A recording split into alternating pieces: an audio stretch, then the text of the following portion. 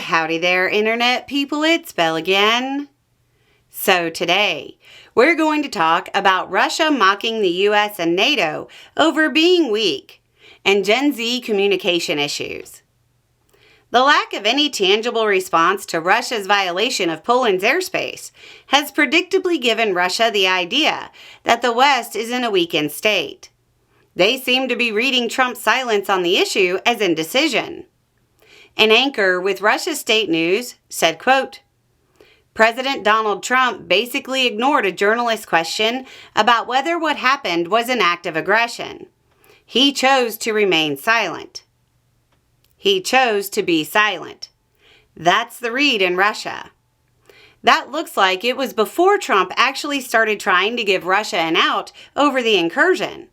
Trump said, quote, it could have been a mistake. A statement that bothered Poland so much, their foreign minister directly replied to the idea, saying, quote, no, that wasn't a mistake. Meanwhile, a member of the Russian Duma, that's their Congress, said that all of Europe is squealing over the Russia incursion that Trump refused to condemn.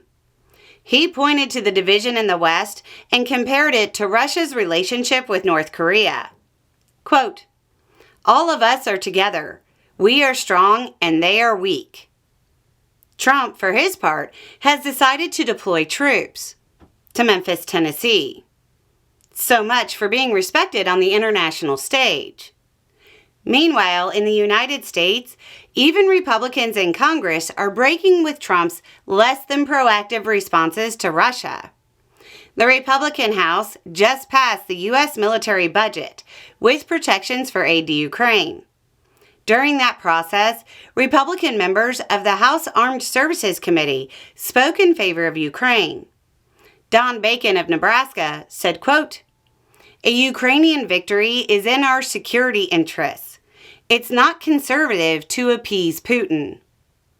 Meanwhile, Senate Minority Leader Chuck Schumer said, quote, Putin pawn Donald Trump is cementing himself as the Neville Chamberlain of our time.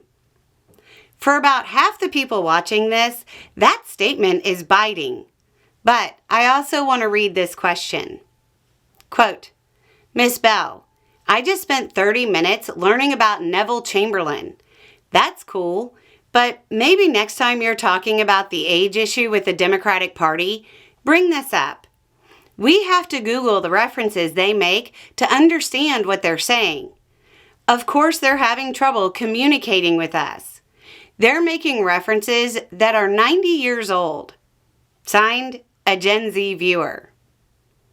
That might be worth acknowledging and taking some time to think about. For Gen Z, this guy walked uphill both ways to school in the snow with a pet dinosaur.